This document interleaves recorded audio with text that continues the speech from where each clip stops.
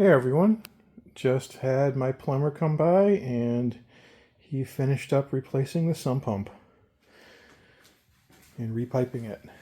So there we have the new pump, new check valve. It's nicely strapped to the wall,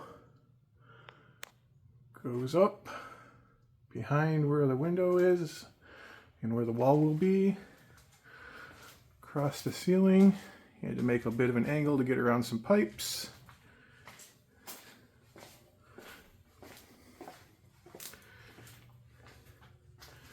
It's pitched downward the whole way and down into our new storm sewer connection.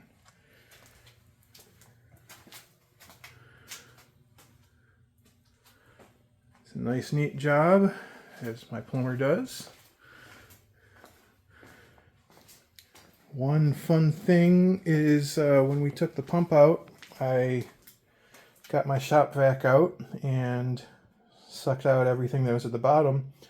There was a couple inches of rock, and then there was a couple pieces of 2x4, and there was some random garbage that had fallen in, some pieces of wire, some nails, some pieces of glass, some toys. There was a rubber ball that somehow had sunk to the bottom, pieces of plastic, and yeah, it was a real mess down there. And the plumber was actually surprised at how much lower we were able to get the crock.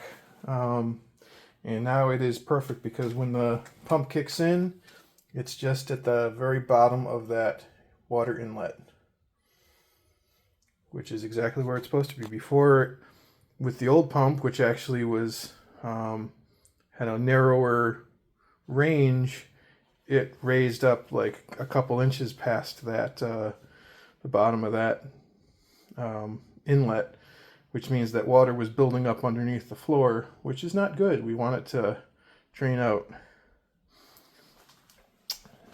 And also, we got rid of the utility sink,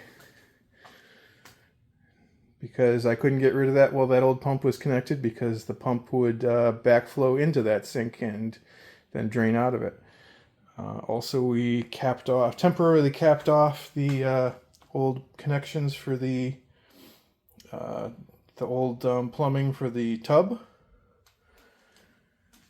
Got that out of there, so pretty much a clean slate for when we work on the bathroom. And let me take you outside real quick.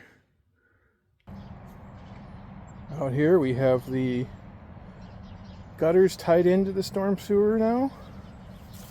Before they were just kind of elbowed out into the yard.